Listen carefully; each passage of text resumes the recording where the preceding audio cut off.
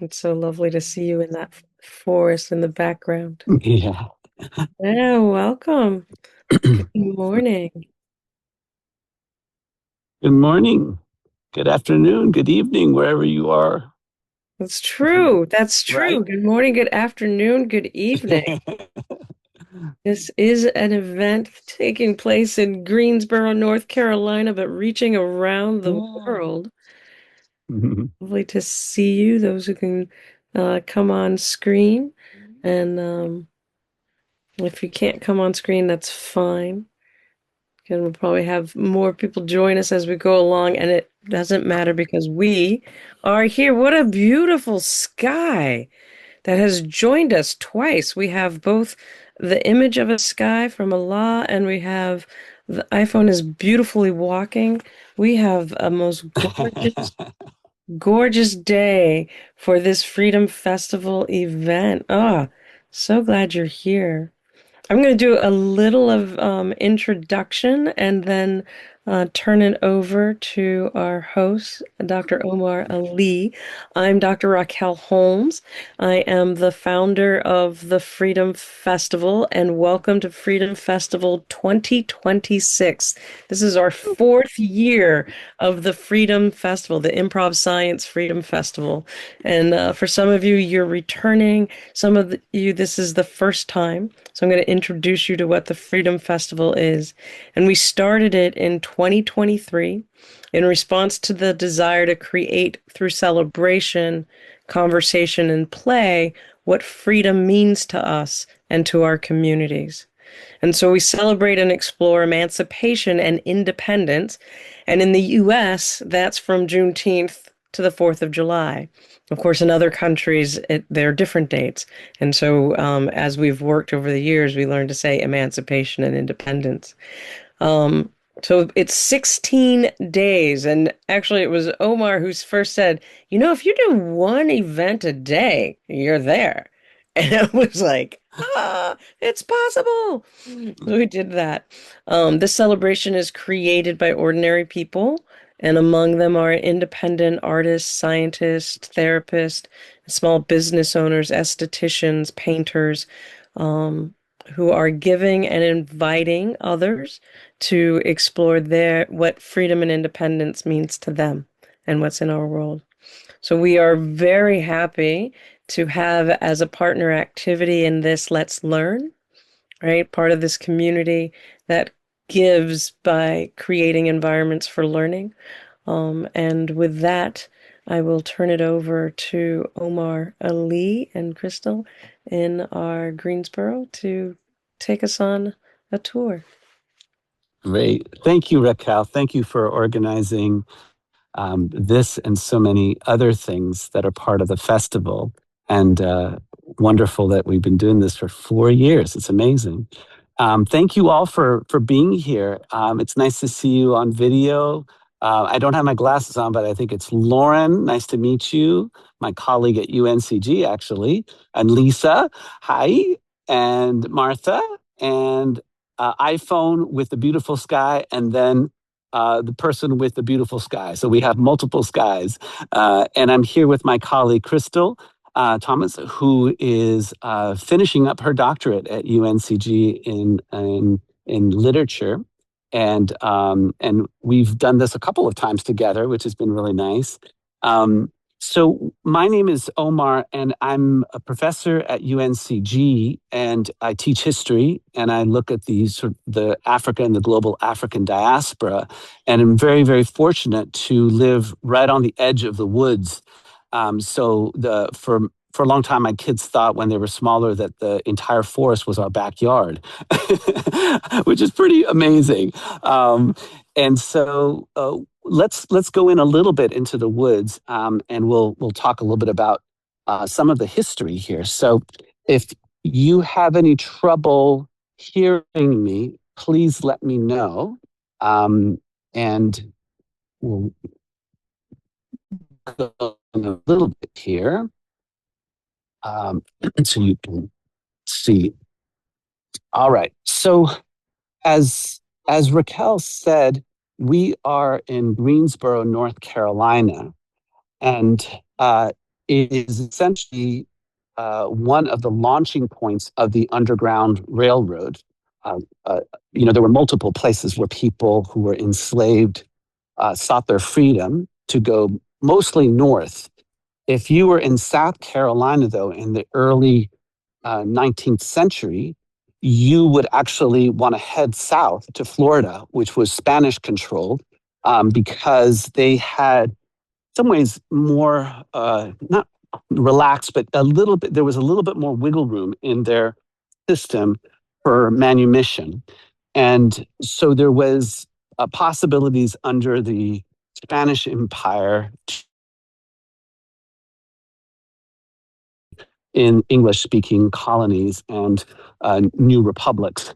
And so the this forest is actually technically part of Guilford Woods, and Guilford College is the college right here, which was founded by Quakers, and it's become a public space, a space where the community can come and spend time with their families, and also it's the site of the Underground Railroad tree, which we'll be walking to. It takes about 15 minutes, 20 minutes to walk from here, and so we'll be stopping, and I'll share some stuff and then continue walking.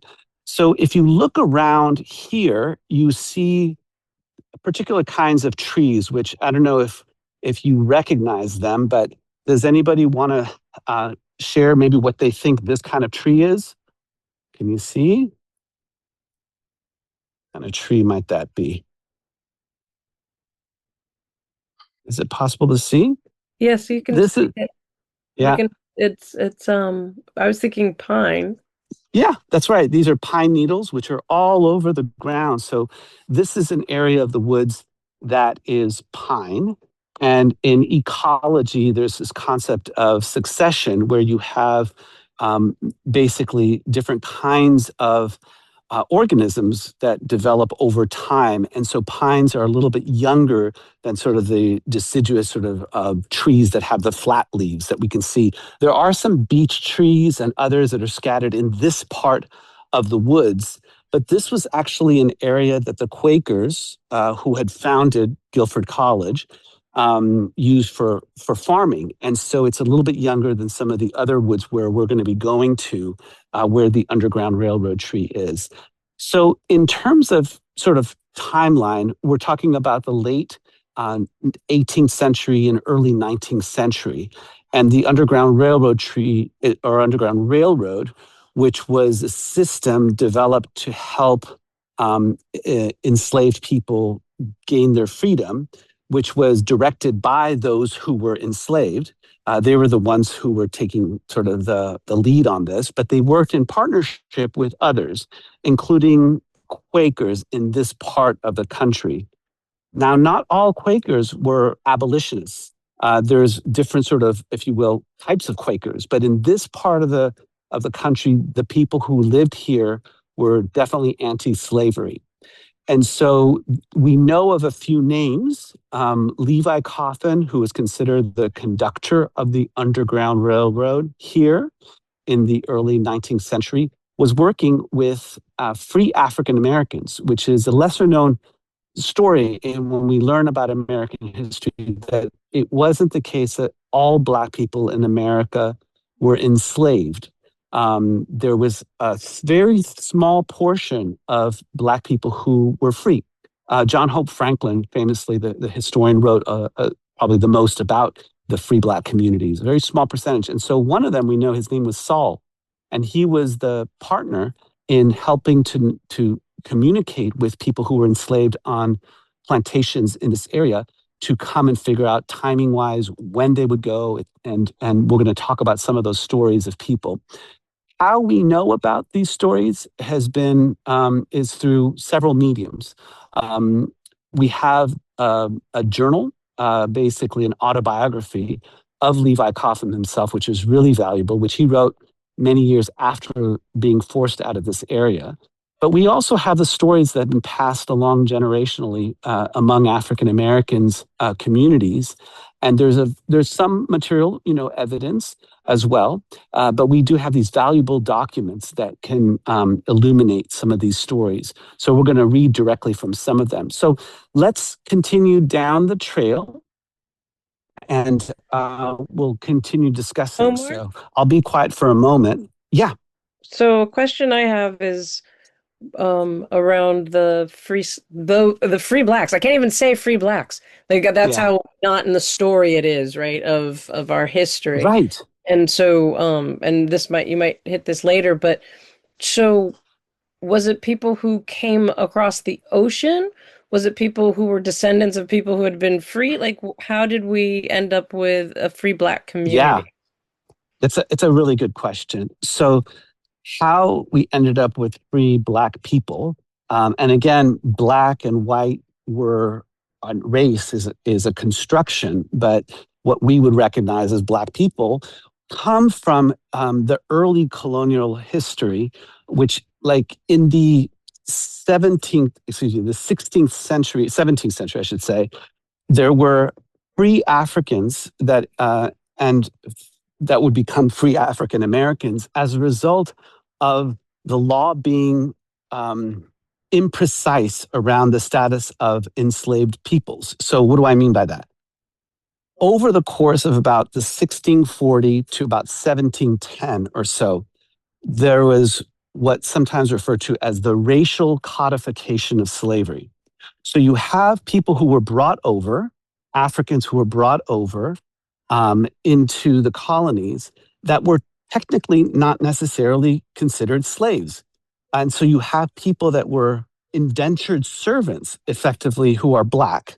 And the descendants of some of those indentured servants would become part of this free Black community. So what happened was, like, the Spanish had their system.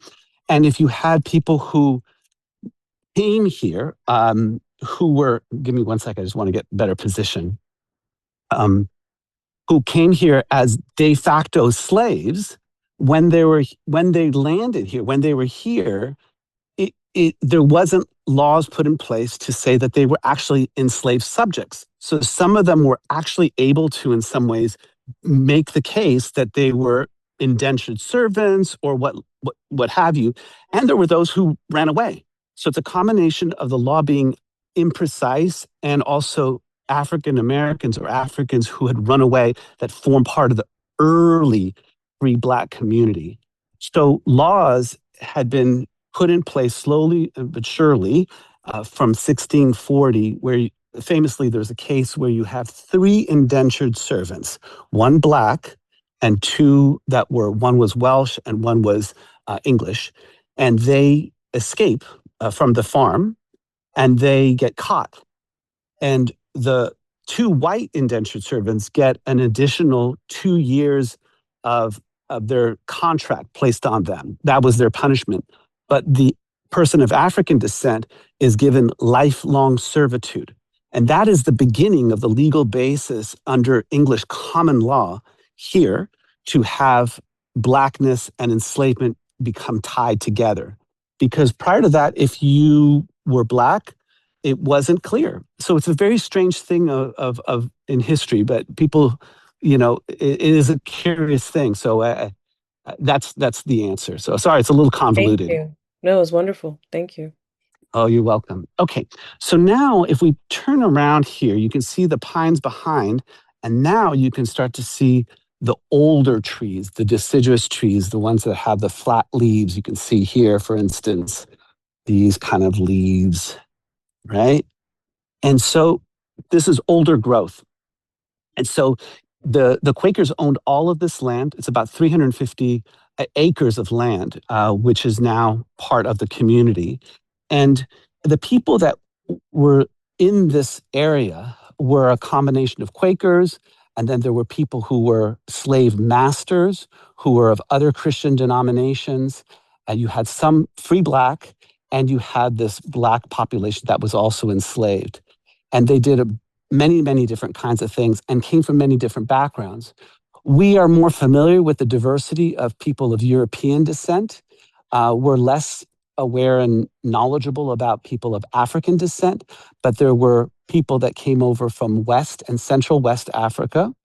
We know the total number in terms of the transatlantic slave trade was about 11 million that came to the Americas.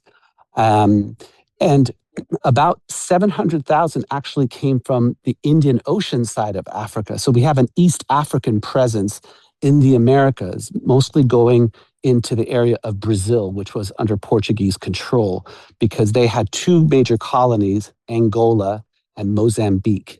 And Mozambique was on the Indian Ocean side. So it is a very large swath of Africans. And of course, Africans didn't think of themselves as African really until they left Africa because they thought of themselves as Akan, Awe, you know, the multiple sort of backgrounds that of peoples that exist on the land.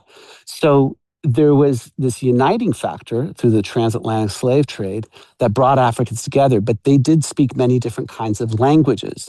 And so there was communication issues there, and you see the slave institution that will arise in the English speaking colonies being preceded by the Spanish. The Spanish and the Portuguese were running huge plantations before the English did. But ultimately, the English were the ones who become major dealers as we move into the late 18th century and early 19th century. Okay, so this is a sort of a key point here, and let me take out just one of the documents, if that's okay. Actually, do you mind holding, Crystal? Thank you so much. Let me take this out.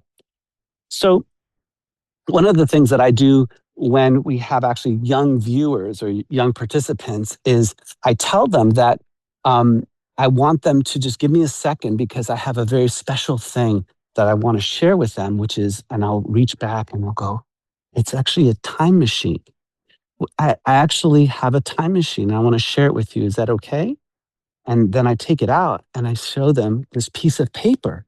And I say, this right here is an actual time machine because we are reading the words of someone from 150 years ago. It's an extraordinary thing.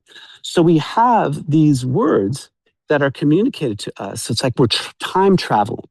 So one of the documents, as I mentioned, was from Levi Coffin, who was the conductor considered here, and he was a white Quaker, and he worked with Saul. You might remember I mentioned his name, a free African American, and they helped people like Edie. So who was Edie? She was a young Black woman who was the enslaved person in the household of the Caldwells, which were a prominent white family here. And the Caldwells had a daughter who was in Charlotte, which is about an hour and a half driving distance, basically southwest from Greensboro. And they wanted Edie to take care of their daughter who had just had a baby. But this would mean she'd be separated from her family here. So what she did is that she resisted and pushed back by essentially leaving and going into the woods here as a protest. And she was here for about 10 days before her food started to run out. And her baby, which she had brought with her, can you imagine bringing a baby into the woods for 10 days? It's like unbelievable without, camping equipment and everything else. And her baby started getting sick. And so she went to the Levi Coffin's parents' home because she knew that they would receive her. But the moment they opened the door and let her in, they can be prosecuted for a criminal action by harboring a fugitive slave. But they do. And they listen to her story. And a young Levi Coffin, who's only like 13, 14 years old at that time, hears the story and says, this is outrageous. This is unchristian. And so he basically goes over to the Caldwells and argues from his perspective as a Christian why it's wrong to do this. Now, they, of course, are Christians as well, but there's different interpretations of Christianity, and people can interpret things as they see fit. And so somewhere in that process of speaking with them, they were able to decide that Edie could stay and not be separated from her family. We don't know really that much more about Edie and her family after that, but we know that they weren't separated. A very small victory within a very brutal system of enslavement. The Caldwells claimed that Rachel Caldwell was the one who was, if you will, philanthropic and wanted to give Edie this opportunity to stay with her family. So who knows if it was, Levi Coffin's doing or Rachel Caldwell, or maybe it was Edie herself. Maybe it's a combination of all three, but certainly she played the role in making this happen by risking her life and her child's life by going into the woods and being there for 10 days. So that's one story that we have about people who were negotiating this very difficult situation. Let's keep walking towards the tree, shall we?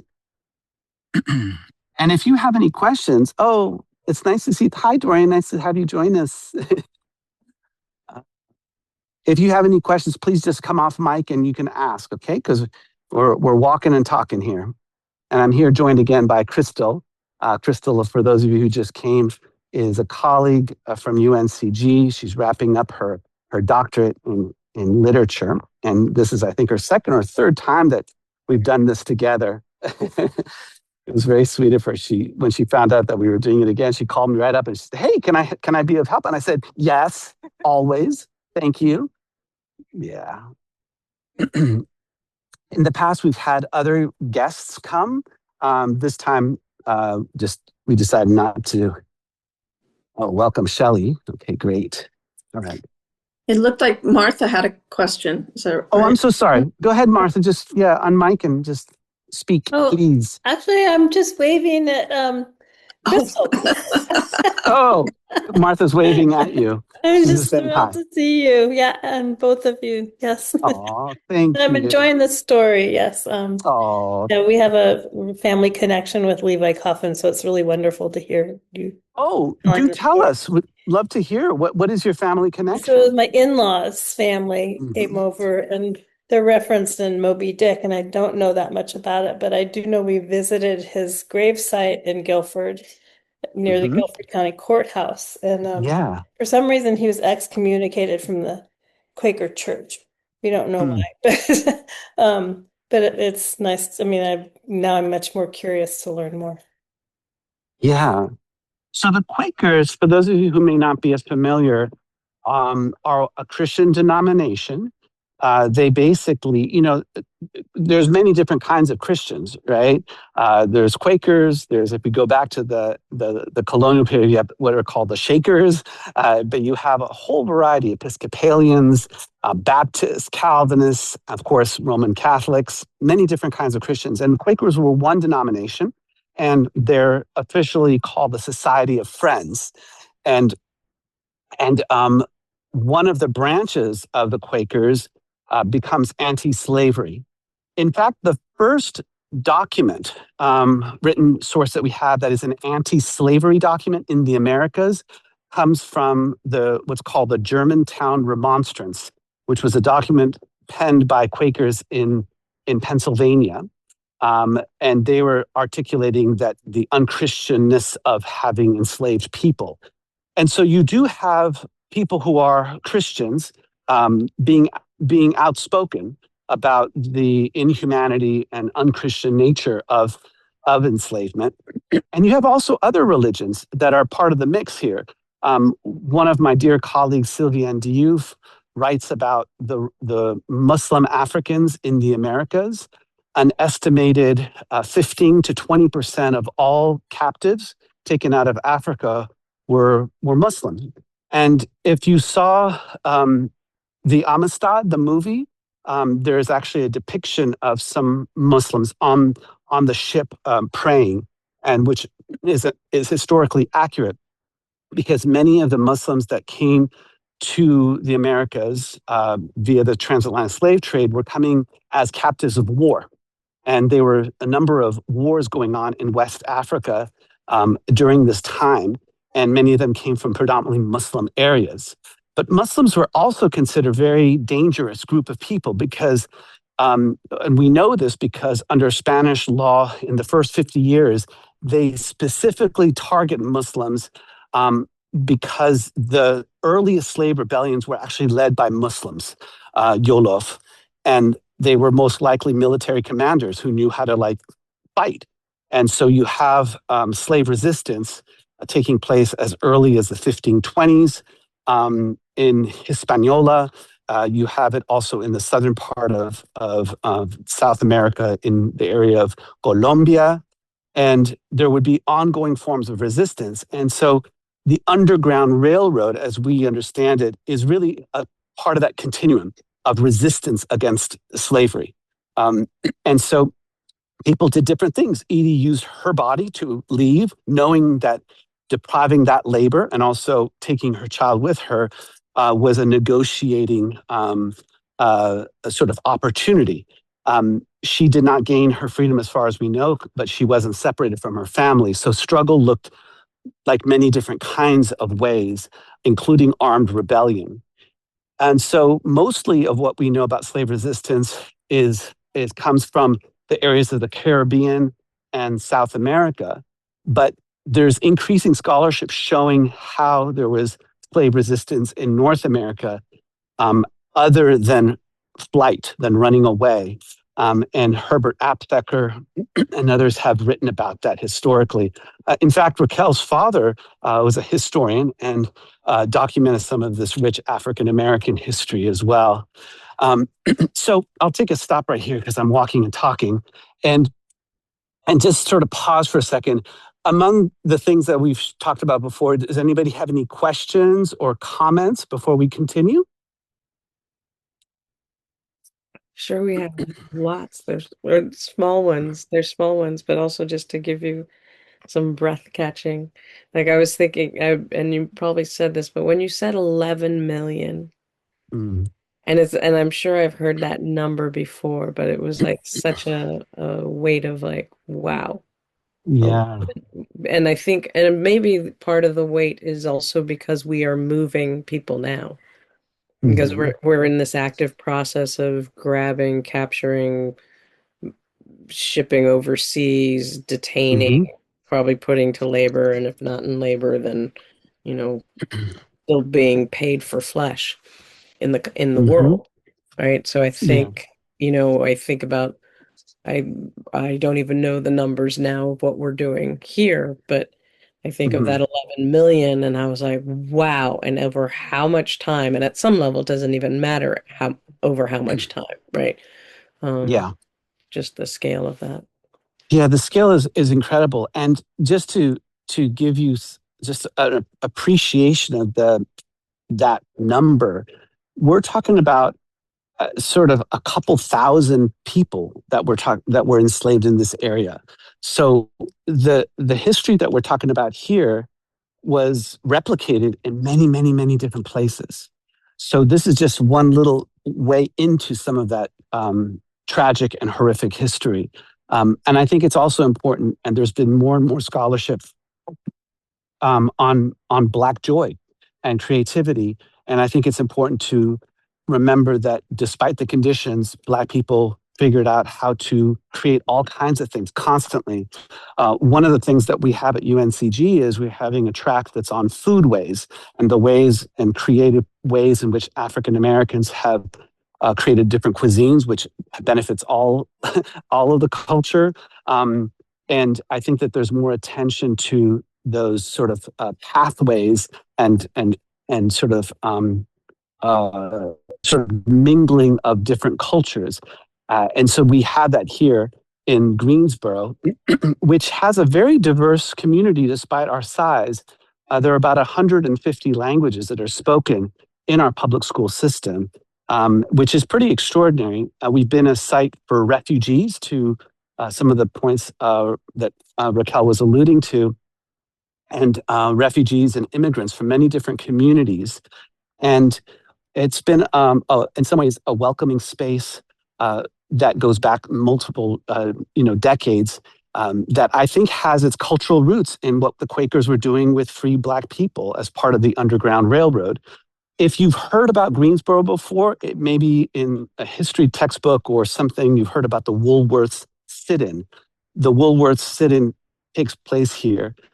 And it's considered one of the catalysts of the modern civil rights movement, where you had young African Americans basically defying Jim Crow laws, Jim Crow being the legal segregation and disfranchisement of Black people, and sitting down to be served. And they built a movement here which caught fire and captured the imagination of young people across the South.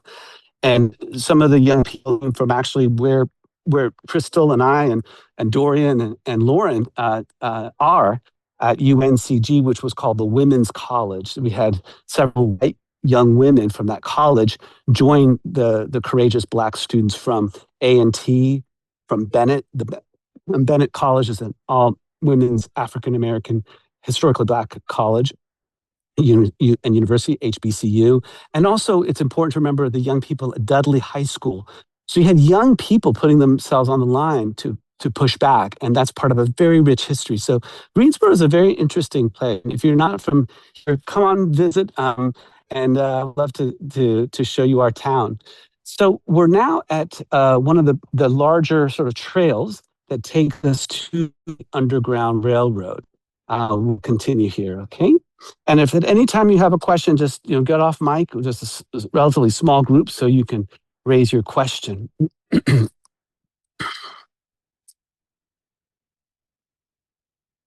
And Lauren, I look forward to meeting you in person and coming to the woods. Lauren was going to join us, but was not able to at the last moment. Needed on campus.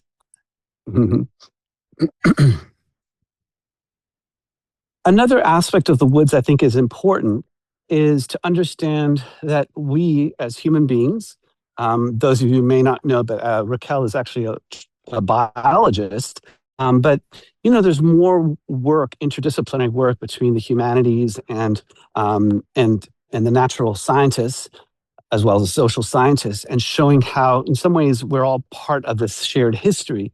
But I've come to appreciate much more over the years the importance of seeing us as humans as part of this larger history, and not to be overly anthropocentric, I think is the word. And so, when we're moving in these woods, there's all kinds of creatures that are in the soil, in the air, the microbes in the air, in the forest with deer, and we have possums here. We have lots of squirrels. We've got different kinds of birds, including these beautiful owls that you'll see every once in a while. So we're part of a very rich ecology here. And I always think about time scale, in addition to the scale of the transatlantic slave trade in terms of the large numbers that we were talking about, but also the scale of time, right? And that, we live as human beings, we're lucky to live if we're in our 90s. These trees are, upwards of, 200 years old or older. The Underground Railroad tree itself is about 300 years old. But if you look down on the ground, and I'll look around here, you can see some rocks. And I came into the woods with one of my former geology colleagues from UNCG, and I said, how old is something like this? And he said, oh, it's easily about 10 million years old. And I'm like, what? So I'm holding something that's like 10 million years old, right? And so, we're just like, I don't even know what they call fireflies, or not fireflies, but fruit flies. We're just around for like a second relative to geological time. And trees in some ways are certainly our elders here. So one of the wonderful things that has happened over the last couple of years is that there's been more attention to creating more educational information. And so I was part of a group who displays here, and this one is on fugitive ecologies. And so we have some of the history and also some of the language showing how we're interrelated with the larger ecology of the woods. But we have other documentation across North Carolina, which includes the Great Dismal Swamp, which overlaps with parts of eastern North Carolina and eastern Virginia, which was a site of a lot of enslaved people that were called Maroons. Maybe some of you have heard that word before, maroon, but a maroon is basically a runaway slave. Okay, a runaway enslaved person. And I always fumble with the word slave, enslave, because we're trying to move away from just talking about Black people who were enslaved as slaves, as if it's like this thing that they naturally are. No, no, no.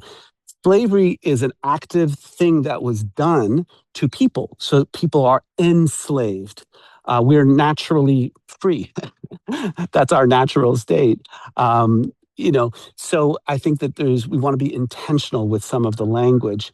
So we're at a spot also where there's a little mural that was created by some of the students at Guilford College. And what it actually is it's created on part of what was a dam, because this area over here was basically flooded to support some of the dairy farming, and to have some for the animals to drink from. And so we have just the remnants of this dam, which was then used to this beautiful mural. I'm not sure how well you can see it. I'll just try to show you, but it's actually beautiful. Like everything, if you see it in person, it's even more glorious. Okay, so let's head up. We're very close to the the tree, and I'm going to turn the camera so you can see the trail. So it's like we're walking together. Okay, here we go. Omar, we're just now seeing your camera come back, so we might give it a moment to stabilize there. But Okay. And Omar, when you were talking about Greensboro, a colleague, friend, dear friend, family, really, has this book. It's called Tell the Story. Is written about Charles McDew, who was one of the SNCC presidents, early SNCC presidents for the Yeah. and there's this chapter in it about the Orangeburg movement for civic improvement. But in it, it says, "What Mhm. does Greensboro have to do with me?" And it's a small chapter. It's just really in his voice, and it has different parts of. Barry just did a wonderful, uh, and it's as Beryl Gilfix, but did a wonderful job going through and getting the different documents that were in the press about the work. And he was someone who, in coming from the North, um, students, young Black people in the South were like, you have this response to white people that's different. And so he became one of the organizers in the protests because he had a sense of um, the right to sit at a table, right? He had experienced that. Um, I love it. I love it. That's wonderful. You know, SNCC, the organization that this person was the head of, was critical in coordinating the work of bringing students on campus. A lesser known story is that the school administrators would use the grounds that students missed classes to expel them. And so SNCC did a lot of coordinating of schedules, literally to make sure that students wouldn't miss their classes. And so there was a lot of movement going on there. And it's really the cutting edge organization of this modern civil rights movement. So we're getting a little closer here. Can you all hear and see okay? Just to get a sense? we can. Yes. Yes? Okay. Okay. All right. So Oh, we're can I getting, ask a quick question? Omar, it's please, Dorian. please. Yeah, yeah. Yeah, hi, Yeah, Dory. hi. I was going to ask a quick question because I keep thinking about and seeing these themes just overall with Juneteenth and everything else coming up with joy and community, especially for younger people. And I was wondering if you could talk about the community just kind of in Greensboro and everything that's happened since then. I know there are many people that go on this tour, and I'd just like to hear a little bit more about that, if you wouldn't mind speaking on it. Yeah. Well, Greensboro, the question, Crystal, is being asked. Unfortunately, because we have to have me on AirPods, Crystal can't actually hear your question. So I'm going to ask the question, and maybe Crystal can partly respond, and I can also chime in. But Dory, who is from UNCG, I don't know if you know Dory. Yeah, right over here. She's one of the fundraisers. She makes sure that our lights are on and that I'm working on it. she makes sure. And UNCG has it's a large institution. We're 19,000, and so that's critical work. Thank you, Dory. So Dory's question was, we were talking a little bit about Black joy, and what does the community look like today in terms of African Americans? If is that a way of putting your question, Dory? No, that's perfect. Yeah, and so I thought maybe if you want to answer, and then I can also chime in. What does the African American community look like today here in Greensboro? So Just from your purview. it is unique. It is very interesting. Can you hear Dory? Okay. Okay. I'm gonna stand right next. I'm gonna stand right next to Dory so you can hear. It's unique and it's very diverse. But one of the things that I've noticed being here as someone who is Black and a descendant of slaves myself is that there is support for ongoing research to either put us in the know and educate us, or to at least admit that this was a community that was impacted one way or another, whether it was the Underground Railroad or something else. Yeah. So, Yeah. I'll just add to that it remains in terms of housing divided outside of the pockets right around the university. You basically have one side of town that's definitely much more Black, and then another side of town that becomes more multiracial but not as much Black presence. And then you go to the north and it's almost all white. So there's still that legacy is there. And free Black people created certain communities, and one of them was called Warnersville, which is downtown. And it's a beautiful space that has unfortunately been sort of ravaged by, decisions made by local governments in the early 20th century. But it was a real site of Black prosperity for a time in the late 19th century. And those places where you had prosperity among African American communities were actually targeted. And a place like Wilmington, North Carolina, which you may or may not have heard of, there was a quote, a race riot, which means basically an attack on the Black community there in 1898, when Black people and white people came together in this populist movement and elected in the post-emancipation era, post-Reconstruction era, so the 1890s, a new government that would be more representative of the people. And the Democratic Party, which was actually at that time the party of white supremacy. In fact, it literally had the label white supremacy as part of their insignia in the South. Basically had a paramilitary campaign to try to divide and continue to conquer. And so they basically split up this alliance of Black and white people, and Wilmington was a site of major violence. We didn't see that kind of major outbursts of violence, but we've had ongoing attacks. When I was offered the position here, I thought twice, because in 1979 there was an attack on Black communists and who were killed in a protest against the KKK. So that's not that long ago, and we've struggled with some police cases of targeted racism. And so this is ongoing. And in the midst of that, people are also creating all kinds of beautiful things. And so I think that I can't stay with that sort of the victimization or the negativity of the violence. I always look for what people are creating. And so I think that, as Crystal was saying, there's also openness to educating and bringing in some of this history. And the story of Wilmington is now being taught in the schools in ways that they weren't 20 years ago. When I first moved here 16 years ago, it still wasn't part of curriculum. It was as if it didn't happen at all. And so we're starting to see some changes in a new generation that's trying to bring out some of that history. So you have your hand on the pulse. The reason why I asked is I just went on that tour this past weekend. And okay.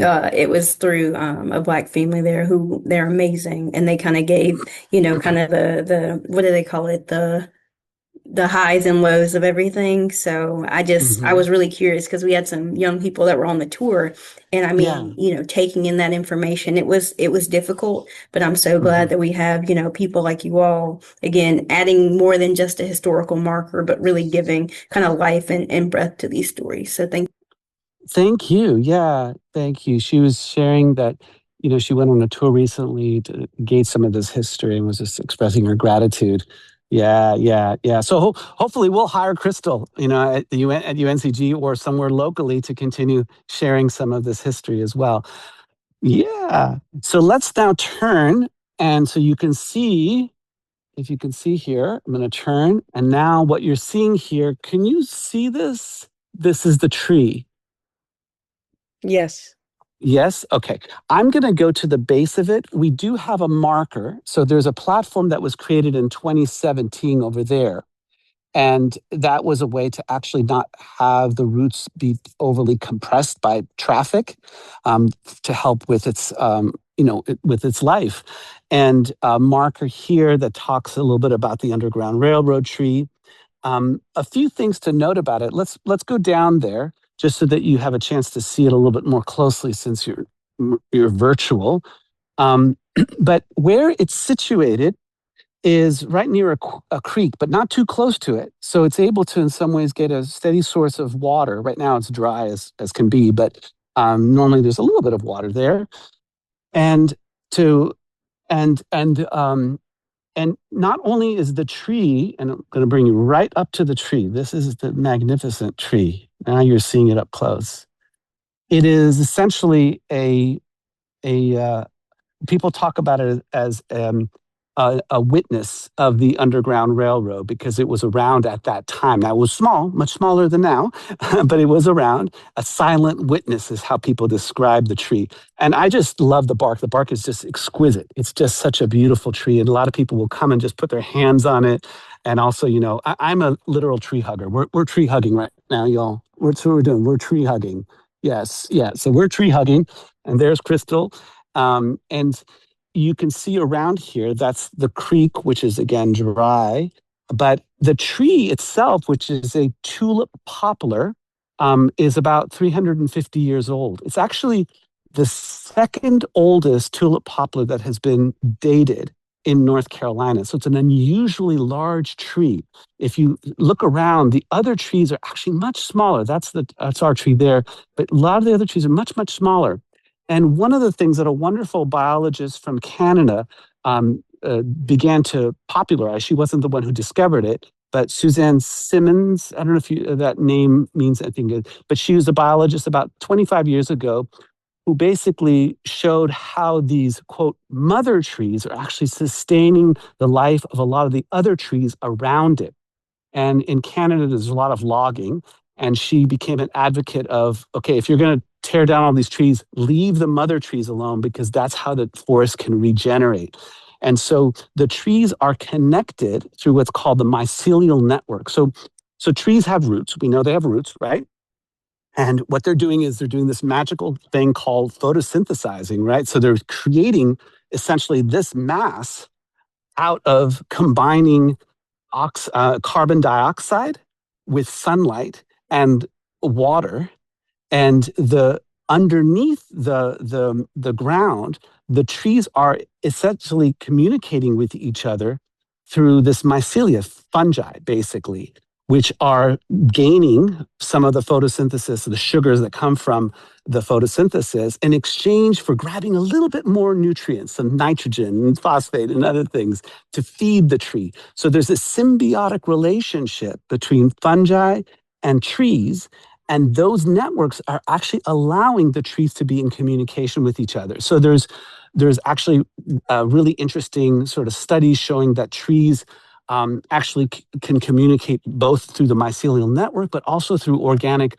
volatile compounds. Like, basically, if there's an attack on a tree in one part of the forest, it can release signals to let other trees basically release chemicals to bring in insects, which might attack the insects that are attacking those trees down the way. So it's fascinating stuff that's happening, very, very complex ecology going on there.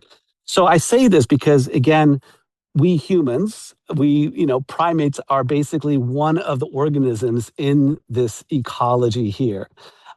Let's go up to the platform, and I'm going to read from Levi Coffin. While we're doing that, are there any questions or thoughts?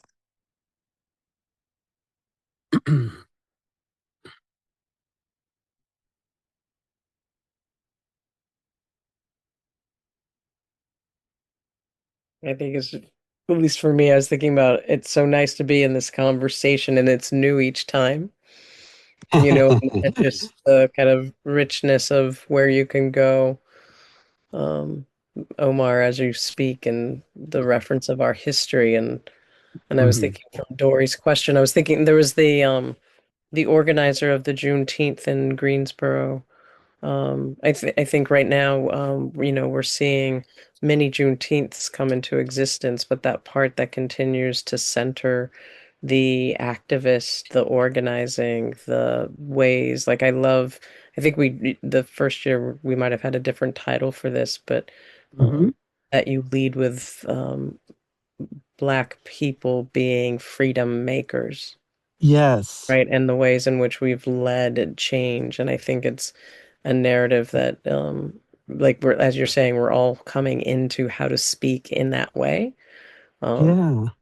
yeah, so I really appreciate this. And it's lovely to do this each time with you, Raquel, because you offer such interesting uh, insights, questions, and it's just wonderful to do this with others, with Crystal. And just every time there's something new to discuss and observe and see. I think that's people's experiences coming here.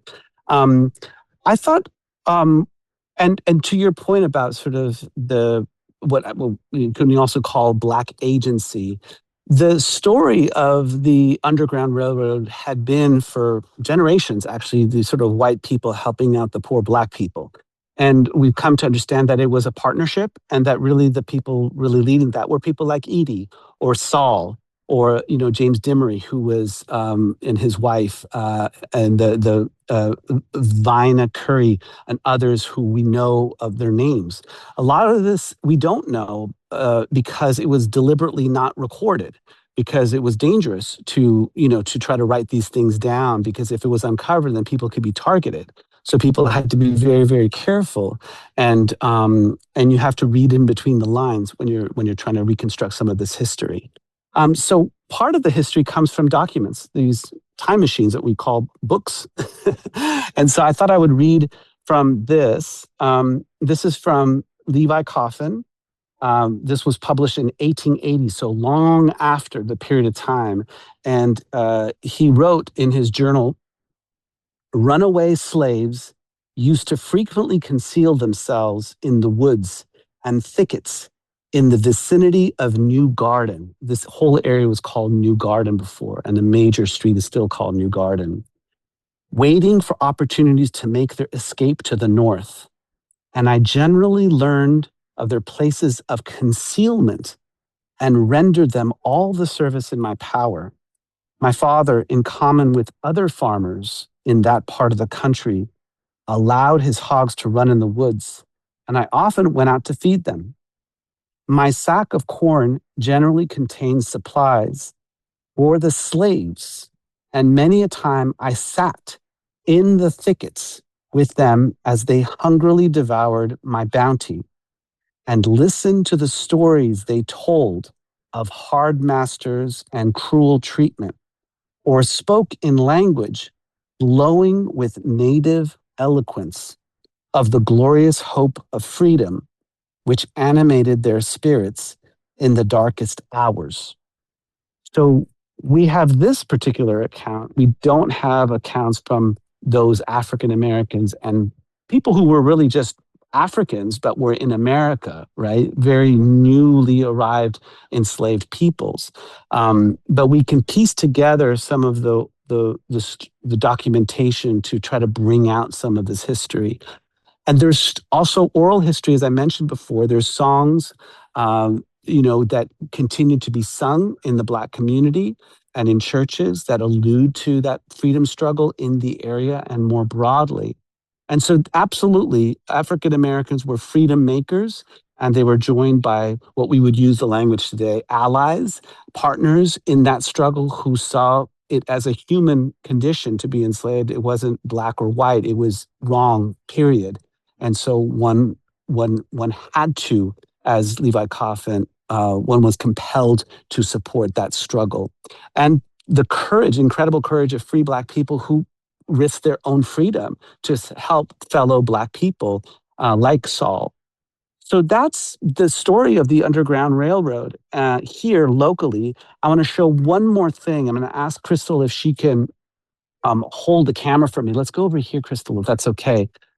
One of the things that I'm sure you've heard about is like the story of quilts and quilt making in the Black community, which is very vibrant and fascinating because I was part of an exhibit that we did at the Schomburg Center for Research in Black Culture in New York, which showed the quilt making of Afro-Indians as a people of African descent in India, like South Asia, doing quilt work. And we had quilt works from African Americans alongside quilt work from Afro-Asians.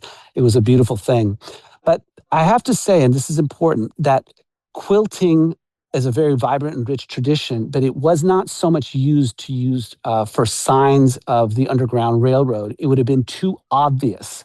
And so historians have kind of pushed back against that, and that in some ways, this idea that people would hang out their quilts and use it as signs. Was it done? Maybe in some cases, but it would have been very provocative to have that be done. But we know of other ways that things were communicated in terms of roots. We know, like, for instance, in South America, people, and in the Caribbean, women braided their hairs in particular ways to create certain kinds of maps of roots. That's one thing that we know about and have documentation about. And there's other practical ways. So let me show you one of those things.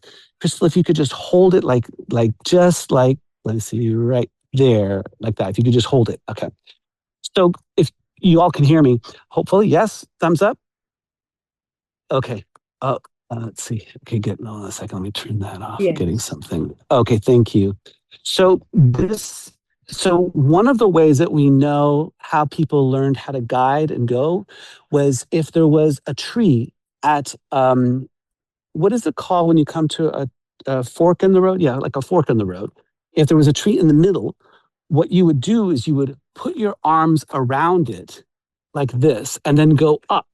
And if you felt a nail on this side, then you knew that you had to go that way with it. And so people use that as a way to guide people. Because imagine trying to guide yourself through forests that were unfamiliar to you. And so people were very courageous, leaving their family and their friends to try to make their way. And so that was one of the ways. And one of the things I think about is that, the trees basically grow over those nails over time. And that if I had like Superman, X-ray vision or something like that, looking at the woods, you would see these little nails in different parts of the woods that still exist enveloped within the tree. So like that, the little nails, we too are enveloped in this history, and we're an inextricable part of this history. History is not something separate, done with, gone away. As one of our great colleagues, a mentor, and a dear friend of many of ours, Fred Newman, would say, it's like having a rope, and if you shake the rope back in time, it's gonna have a ripple effect because our interpretation of the past changes as we get new documentation, as there are new voices who are brought in to tell things from their perspective. So the past isn't done with.